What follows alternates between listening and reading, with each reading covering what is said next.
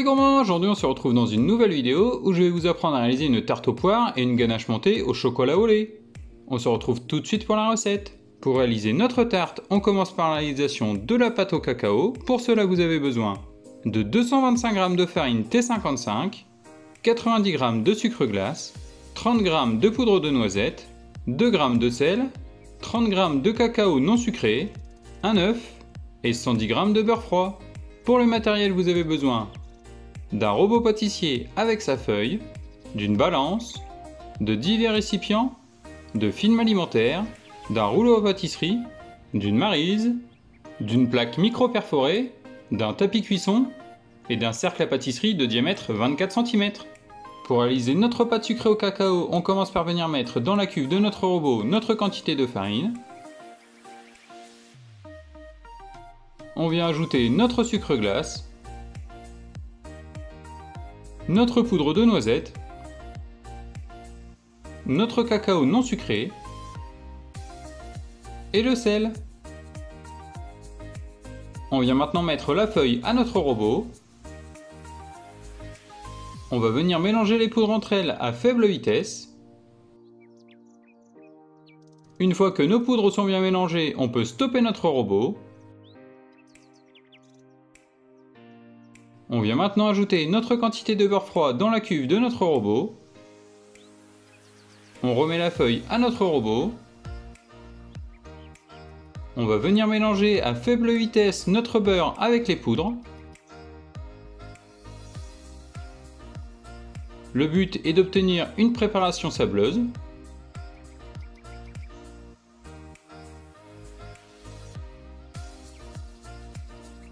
Dès que la préparation sableuse est obtenue, on peut stopper notre robot. On vient maintenant ajouter notre œuf. On remet la feuille à notre robot. On va mélanger à faible vitesse pour incorporer l'œuf dans notre préparation.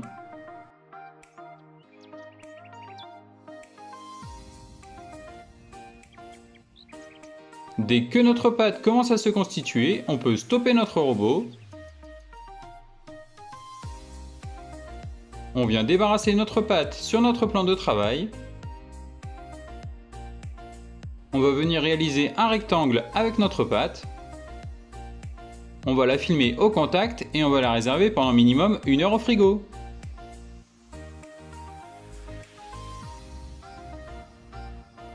Après l'heure de repos, on récupère notre pâte au cacao, on vient fleurer notre plan de travail et notre pâte. A l'aide du rouleau à pâtisserie, on vient marquer légèrement notre pâte pour la réchauffer. Une fois notre pâte réchauffée, on la baisse sur environ 2 mm d'épaisseur. Une fois la pâte à bonne dimension, on vient récupérer notre cercle, on vient l'utiliser comme gabarit. On vient maintenant couper des bandes de 3 cm de haut.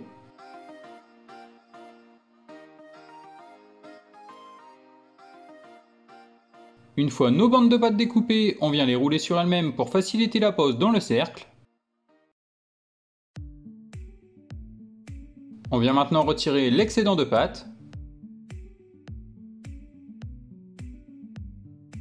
On vient récupérer notre plaque micro-perforée, notre tapis cuisson. On vient récupérer notre cercle à tarte. On vient disposer le fond de tarte dans notre cercle. On vient ajuster les bords pour bien coller aux parois de notre cercle. Une fois le fond de tarte mis en place, on vient récupérer nos bandes de pâte.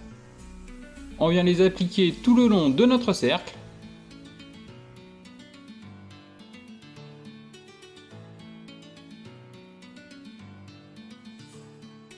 Une fois les bandes de pâte mises en place autour de notre cercle, à l'aide d'un couteau, on vient ébarber la pâte, c'est-à-dire qu'on vient enlever l'excédent de pâte.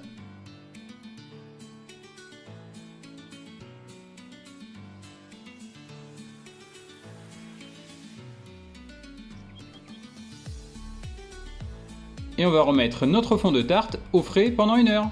Après l'heure de repos, on vient mettre notre tarte à cuire dans un four préchauffé à 160 degrés pendant 15 minutes. Après les 15 minutes de cuisson, on laisse notre tarte refroidir. Dès que notre tarte est refroidie, on vient décercler. Et on va laisser complètement refroidir. On va maintenant réaliser notre crème de noisette à la poire. Pour cela, vous avez besoin de 100 g de beurre mou, 60 g de sucre glace, 100 g de poudre de noisette, 10 g de maïzena, 75 g d'œufs et d'une poire. Pour le matériel, vous avez besoin d'une balance, de divers récipients, d'une maryse. Pour réaliser notre crème de noisette aux poires, on commence par venir récupérer notre beurre. On vient y ajouter notre sucre glace. A l'aide de la maryse, on vient incorporer le sucre glace avec le beurre. Une fois le sucre glace incorporé avec le beurre, on réserve. On vient maintenant ajouter notre œuf. A l'aide de la maryse, on vient incorporer l'œuf avec la préparation précédente. Une fois le plus gros de l'œuf incorporé, on réserve. On vient maintenant ajouter notre poudre de noisette, notre maïzena. On mélange une nouvelle fois à l'aide de la maryse pour incorporer les poudres dans la préparation. Une fois notre crème de noisette réalisée, on la réserve. On vient maintenant récupérer notre poire. On va venir couper le sommet. On va couper notre poire en deux. On va de nouveau la couper en deux. On va retirer le trognon. Une fois le trognon enlevé de notre poire, on vient récupérer nos demi-poires qu'on recoupe en deux. On va venir réaliser des cubes de poire. Une fois nos cubes de poire réalisés, on réserve. On vient maintenant récupérer notre fond de tarte. On va venir appliquer de la dorure. Pour cela, vous avez besoin d'un jaune d'œuf. A l'aide d'un pinceau, on va venir appliquer de la dorure sur l'intérieur et sur l'extérieur de notre tarte.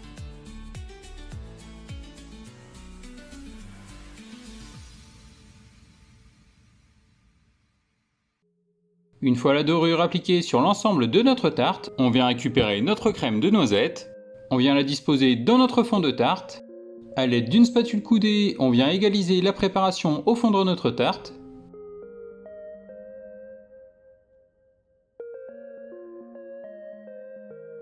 Dès que notre crème de noisette est mise en place, on vient récupérer nos morceaux de poire.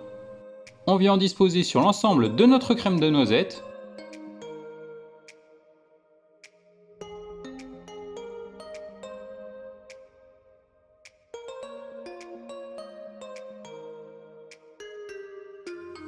Et on va remettre notre fond de tarte à cuire pendant 20 minutes dans un four préchauffé à 160 degrés. Au bout des 20 minutes, on ressort notre tarte du four et on la laisse complètement refroidir. On va maintenant réaliser notre compotée de poire. Pour cela, vous avez besoin de 5 poires, le jus d'un demi-citron et de 40 g de sucre. Pour le matériel, vous avez besoin d'une balance, de divers récipients, d'une maryse, d'une casserole, beurre plongeant. Pour réaliser notre compotée de poire, on commence par venir récupérer nos poires. On vient les éplucher à l'aide d'un économe.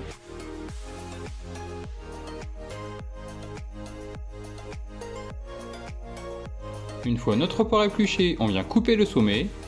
On vient couper notre poire en deux et on la coupe une nouvelle fois en deux. On vient enlever le trognon.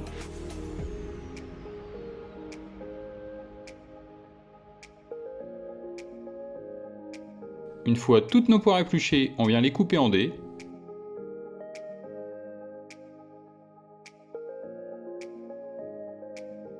Une fois toutes nos poires coupées en dés, on vient les débarrasser dans une casserole.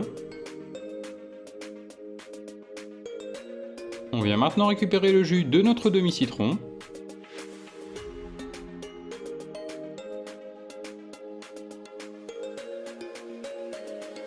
Une fois le jus récupéré, on vient le mettre dans un petit bol. On vient maintenant mettre la casserole avec les poires sur notre plaque cuisson. On vient ajouter notre jus de citron. On ajoute également notre sucre.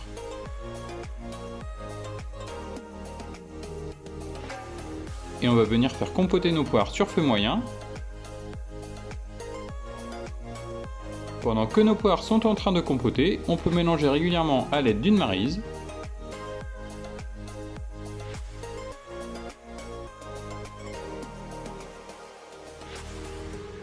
Au bout d'une vingtaine de minutes, nos poires ont bien compoté, on peut retirer notre casserole du feu. A l'aide de notre mixeur plongeant, on va venir mixer nos poires. Une fois que nos poires sont bien mixées, on peut stopper notre robot. On va laisser notre compotée de poires refroidir quelques minutes. Une fois que la compotée de poires a légèrement refroidi, on peut venir la verser dans notre fond de tarte. On vient répartir la compotée de poires dans notre fond de tarte à l'aide d'une maryse. On va venir verser de la compotée de poires jusqu'au bord de notre tarte.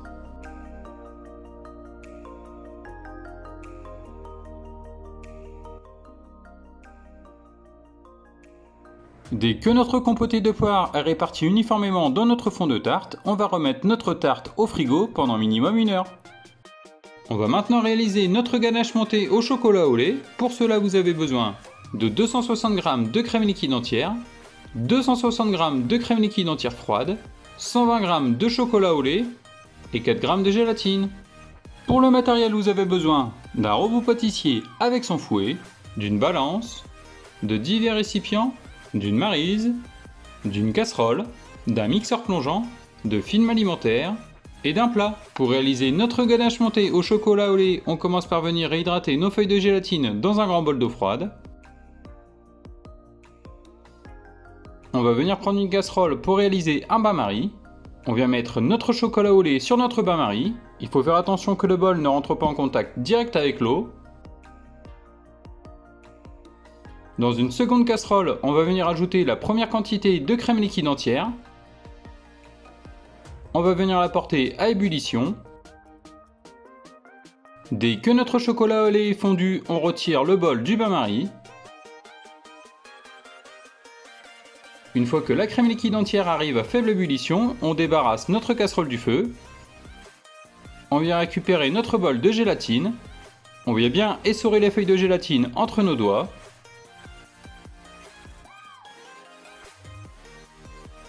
Une fois les feuilles de gélatine égouttées, on vient les rajouter dans notre crème liquide entière chaude. On va venir l'incorporer à l'aide de la maryse. Une fois notre gélatine incorporée, on réserve. On vient maintenant récupérer notre chocolat au lait fondu. On va venir ajouter notre crème liquide entière en 3 fois dans notre chocolat. On commence par ajouter un premier tiers. On vient réaliser une émulsion à l'aide de notre maryse. Une fois la quantité de crème incorporée avec notre chocolat, on vient ajouter un second tiers de crème. On mélange une nouvelle fois avec la maryse pour incorporer.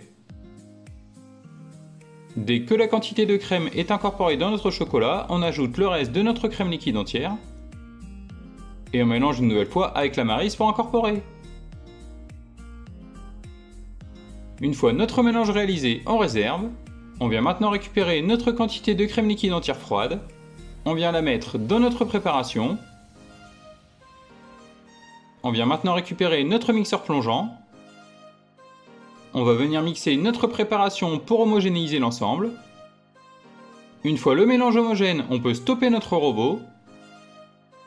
On vient maintenant récupérer un grand plat. On va venir verser notre ganache au chocolat au lait à l'intérieur. On va venir la filmer au contact et on va la réserver pendant minimum 8 heures au frigo.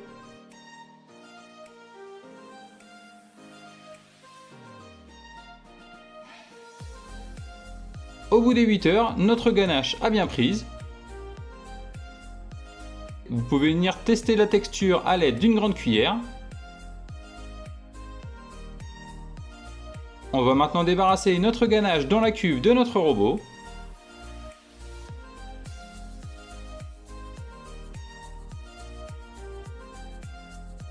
On va maintenant venir fouetter notre ganache à vitesse moyenne.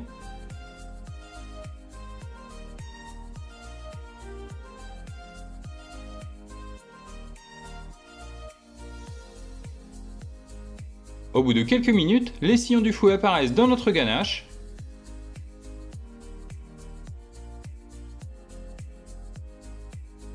Pour savoir si votre ganache est bien montée, la préparation doit faire le bec d'oiseau. On vient maintenant récupérer une poche à douille avec une douille cannelée diamètre 16.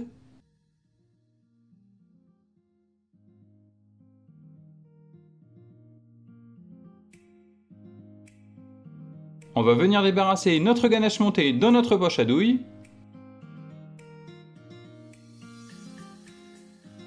Dès que notre ganache montée est dans notre poche à douille, à l'aide d'une corne, on va venir descendre la préparation au fond de la poche. Et on va pouvoir passer au montage de notre tarte. On vient maintenant récupérer notre fond de tarte. On va venir pocher notre ganache montée au chocolat au lait sur l'ensemble de notre tarte.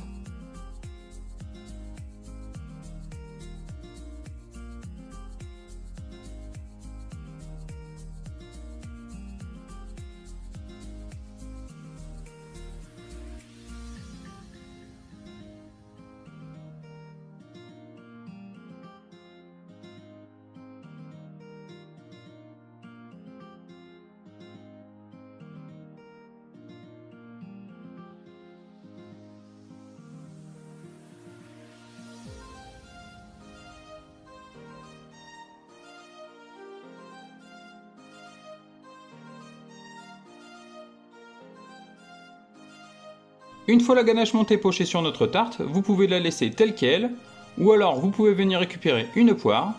On va venir couper des fines lamelles de poire. Et on va venir les disposer sur notre tarte pour la décoration.